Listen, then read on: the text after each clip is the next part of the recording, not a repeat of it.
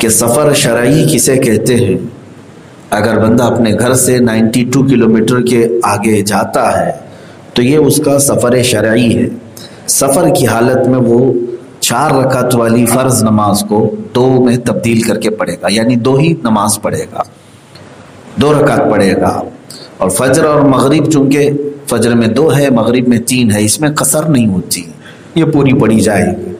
تو یہ سفر کی حالت کی نماز کا تذکرہ ہے، اور سنتیں اور نفل پوری پڑھی جائیں گی چاہیں تو، اور اگر وقت نہیں ہے تو وہ نفل کے برابر ہے، ساری سنتیں چاہے تو وہ چھوڑ بھی سکتا ہے۔ رہی بات حالت جنگ کی، جس کو نماز خوف بھی کہا گیا ہے۔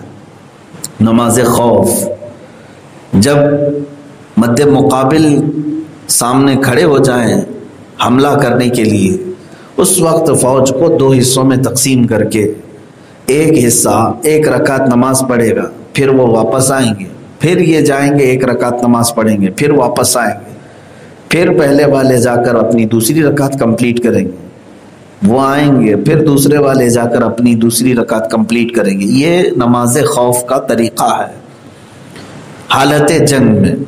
اس کا تذکرہ ہو گیا، اس کے بعد اب رب تبارک و تعالیٰ ارشاد فرماتا ہے کہ جب تم نماز مکمل کر لو تو پھر اللہ کا ذکر کرو، کھڑے ہو کر، بیٹھ کر یا کروٹوں پر لیٹ کر۔ تو یعنی اللہ کے ذکر کے 3 طریقے یہاں پر بتائے گئے، یا تو کھڑے ہو کر کے تم اللہ کا ذکر کرو، یا بیٹھ کر کے کرو، یا لیٹ کر کے کرو، لیکن ذکر کا حکم ہے، فاذکروا اللہ، اللہ کا ذکر کرو، اللہ کی یاد میں۔ اب ذکر کئی طریقے کا ہے، بندہ اللہ کو یاد کر لے اس کے اسماء حسنہ سے، اس کے صفاتی نام سے۔ ذکر کہتے ہیں یاد کرنے کو، تو اللہ کو جس انداز میں بھی وہ یاد کرے گا وہ ذکر ہی کہلائے گا۔ ذکر کی جو قسمیں ہیں، ذکر بالجوارح ہے، ذکر باللسان ہے، ذکر بالقلب ہے، 3 ہیں۔ ذکر باللسان جیسے زبان سے آپ کا کہنا اللہ اللہ، سبحان اللہ، الحمدللہ، اللہ اکبر، یا حی یا قیوم یا لطیف، یہ سب ذکر زبانی ہے، اس کو ذکر باللسان کہتے ہیں۔ اور ذکر بالجوارح، جوارح کا مطلب ہوا ہاتھ پیر سارے اعضاء سے ذکر کرنا۔ وہ کیسے؟ کہ آپ نے اگر کوئی نیک کام کیا اللہ کی رضا کے لیے تو یہ ہاتھ کا ذکر ہے، اللہ کی گھر کی طرف چلے، مسجد کی طرف نیت کر کے اللہ کو راضی کرنے کے لیے تو پیروں کا ذکر ہے، یہ پیروں کا ذکر ہے۔ کان سے آپ نے قرآن کی تلاوت سنی، اللہ کے نام سنے تو یہ کانوں کا ذکر ہے۔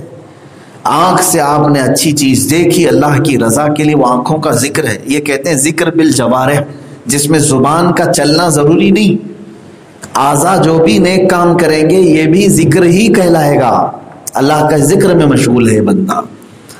2 ہو گئے ذکر، اور ایک ہے ذکر بالقلب، وہ ہے زبان بھی نہیں کہہ رہی ہے، ہاتھ پیر بھی حرکت نہیں کر رہے ہیں، لیکن دل اس کا جاری ہے، خاموش بیٹھے ہوئے اپنے دل میں رب تبارک و تعالیٰ کو یاد کرتا رہا، یوں سوچتا رہا کہ میرا رب رحمان ہے، میرا رب رحیم ہے، میرا رب کریم ہے، وہ غفار ہے، وہ ستار ہے۔ زبان سے نہیں کہا، نہ ہاتھ پیر سے، دل میں یہ سارے خیالات لاتا رہا، تو اس کو کہا گیا ذکر بالقلب ہے، یعنی دل سے اللہ کا ذکر ہے۔ یہ تینوں ذکر کر سکتا ہے بندہ، زبان سے کرے یا اعضاء سے کرے یا دل سے کرے۔ اب کرنے کے جو طریقے ہیں یہ تو ہو گئے کہاں سے کرے، اور یہ ہے کیسے کرے۔ اس کے لیے اللہ فرماتا ہے یا تو کھڑے ہو کے کرو، کھڑے نہیں ہونا ہے، بیٹھنا ہے تو بیٹھ کر کے کرو، بیٹھ نہیں سکتے تو لیٹ کر کے کرو۔ یہ تینوں حالتیں ہیں انسان کی، یہ 3 حالتیں ہیں انسان کی۔ ان میں اللہ تبارک و تعالیٰ نے فرمایا قیاماً وقعوداً وعلی جنوبکم، کھڑے ہو کر، بیٹھ کر یا کروٹوں پر لیٹ کر۔ بعض لوگ اس کی مخالفت کرتے ہیں، ذکر پاک جیسے صوفیہ اکرام کے طریقے ہیں الگ الگ ذکر کرنے کے۔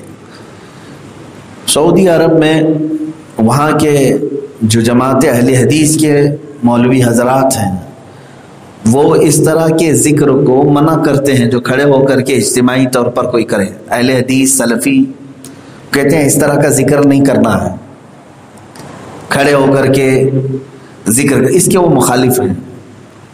اچھا، بیٹھ کر کے بھی اگر اجتماعی طور پر ذکر کرتے ہیں تو اس کے بھی وہ مخالف ہیں۔ ان کا کہنا ہے کہ بس اکیلا آدمی کہیں پر بھی ذکر کرے، لیکن قرآن کے اعتبار سے اللہ تبارک و تعالیٰ نے یہ تینوں حالتیں بتائی۔ تم کھڑے ہو کر کے بھی کر سکتے ہو، بیٹھ کر کے بھی کر سکتے ہو، سو کے بھی کر سکتے ہو۔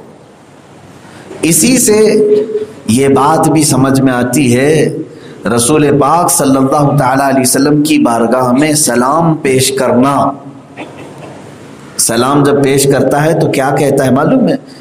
حضور صلی اللہ تعالیٰ علیہ وسلم پر جو سلام پیش کیا جاتا ہے وہ در حقیقت اللہ کی بارگاہ میں دعا کرنا ہے۔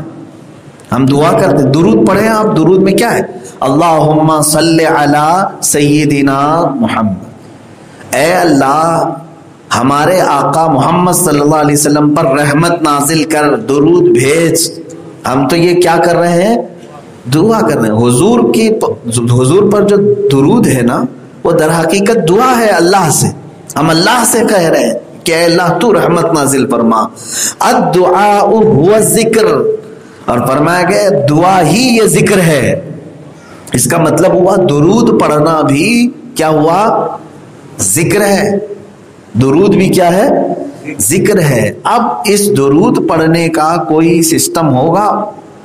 جو لوگ یہ کہتے ہیں کہ تم لوگ نماز کے بعد کھڑے ہو کر مدینے کی طرف منہ کر کے کیوں درود پڑھتے ہو، سلام پڑھتے ہو، ان کے لیے قرآن کی یہ آیت کافی ہے۔ اللہ نے فرمایا نماز مکمل ہو جائے تو کھڑے ہو کر کے ذکر کرو، یا بیٹھ کر کے کرو، یا لیٹ کر کے کرو، جس کی جیسی طاقت ہے ویسے کرے۔ ہمیں کھڑے ہونے میں ادب زیادہ لگتا ہے، کھڑے ہو کر کے ادب کرتے ہیں۔ جس کو بیٹھ کر کے کرنا ہے وہ بے ادب نہیں ہے، وہ اس کی اپنی استطاعت کے مطابق۔ تو بہرحال حضور اکرم صلی اللہ تعالیٰ علیہ وسلم کی بارگاہ میں درود بھیجنا یہ بھی ایک طرح کا ذکر ہے، ذکر ہے۔ الدعاء هو الذکر، دعا کرنا بھی کیا ہے؟ ذکر ہے، اللہ کو یاد کرنا ہے۔